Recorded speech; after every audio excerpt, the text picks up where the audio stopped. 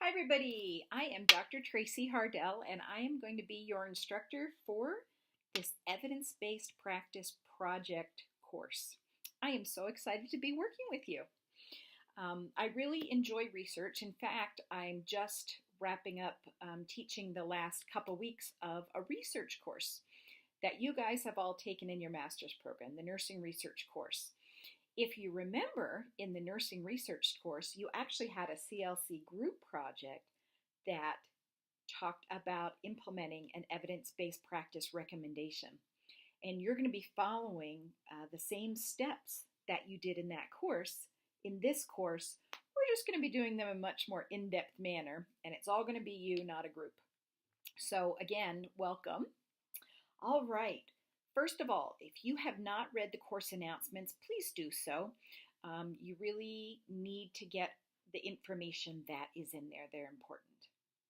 Second of all, if you haven't posted your bio on the class wall, please do that.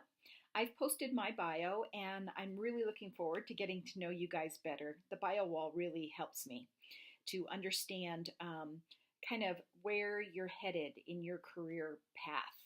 And that will also help me a little bit as I'm looking at your evidence-based practice ideas. Okay, so you found this YouTube video. I will be posting one every week. Usually I get them posted on Thursday, the first day of the course, and I try to keep them 5 to 7 minutes if I can.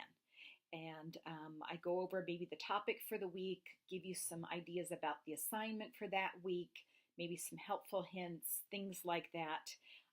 So you are responsible for the material in the YouTube videos just as if I had written it out. So please be sure to take a look at those every week.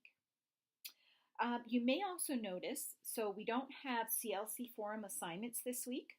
So when you look in the main forum and look down the list that's usually like blue group, green group, purple group, whatever, you'll see one that says prayer forum.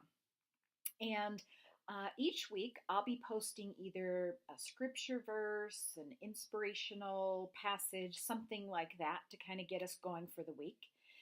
Participating in that forum is strictly optional. That's something you don't feel comfortable doing, don't want to do, don't have time to do. No big deal. But it is nice if you want to request prayer for something, offer up a praise for something.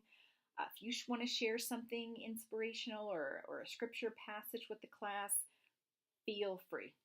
That's one of the nice advantages of attending a Christian university, in that we can do those kind of things. So it's just another avenue, but strictly optional. Also, we all have different beliefs in this course. I think you've learned as master's students that it's not a good thing if every single person agrees with every single thing. We're all going to have different opinions. So in the prayer forum, if you just be respectful of one of each other, that's really all I ask. Okay, so the final thing that I did mention in the announcements is staying on top of things in this course. Every single week, the assignments build on each other and they all have to fit together really well for your last big project. So if you fall behind, it's really, really hard to catch up. So this is not the time to accept overtime assignments. This isn't the time to volunteer for a group at church.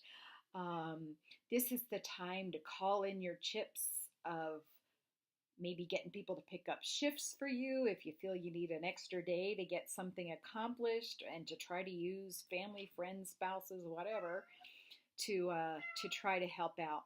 You might hear my kitty cat in the background. One of them. She's a little vocal. I think she is wanting my attention. Anyway, so this is the time to try to free up as much time as you can. All right, so let's talk about participation because you've got your DQ starting. Just wanted to be crystal clear about participation. So you know your initial response to each discussion question, you get separate points for that, your DQ points. So then, in order to get your participation points, you have to respond to at least 3 other posts, either something I post, something a student posts. You have to have 3 responses, and they have to be substantive. They can't just say, Oh, I agree with you. That's a wonderful idea. And you guys know this by this point in your program. They have to be substantive. Okay, so our first DQ talks about research projects versus evidence-based practice projects and what's the differences between the two and why the heck do we need to know about evidence-based practice and that sort of thing. So that'll be a good discussion one. And then we'll be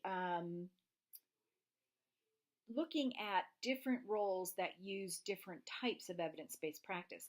You guys are going to be looking at various different roles after you graduate, and in any of those roles, you can use evidence-based practice. Evidence-based practice isn't just to be implemented at the bedside. There are a lot of other positions within nursing that aren't at the bedside that still use evidence-based practice. Okay. So DQ1, you've got to get that one in by Saturday night at midnight, Phoenix time. DQ2, you've got to get that in by Monday night at midnight, just the same as the other courses that we've had. And then there's no specific assignment this week, but I think you really want to be getting a jump on your assignment for week 2. You are going to be doing your organizational culture and readiness assessment. So wherever you would ideally like to implement this evidence-based practice, and I'll tell you right now, I would love if you had a facility that you were planning on going ahead and implementing this EBP and you had administrative support for that. I would love that. Even if you don't, you do have to identify a specific place that in the ideal world you would like to implement this evidence-based practice, because you're going to have to really assess it, describe it, look at barriers, things like that. So it does have to be based in a real place. And then you're going to be doing your problem statement. Now remember, your problem statement has a lot to do with what is the issue that's causing me heartburn right now that I want to find an evidence-based solution to. Okay? Remember, with evidence-based practice, we always start with a problem that we're going to be dealing with. Some issue dealing with nursing, healthcare that we're going to be dealing with. And then after that, we'll be narrowing down what aspect of that problem do we want to specifically focus on in our PICO question. So we'll be getting there. Don't want to jump too far ahead, but I would strongly encourage you to be starting on that this week. If you have questions or struggles as you're working on that, the best way to contact me is to either send a question through the individual forum or question to the instructor forum, whether you want everyone to see it or just it to be between you and me. If for some reason you cannot just write it up that way, it just isn't going to work. I did put in the announcement how you can reach me on my cell phone. Okay? Alrighty, so I'm running along with the first one. The next ones videos shouldn't be quite as long as this. All right, everybody, so happy to meet you, and good luck in the course. I'll see you in the main forum.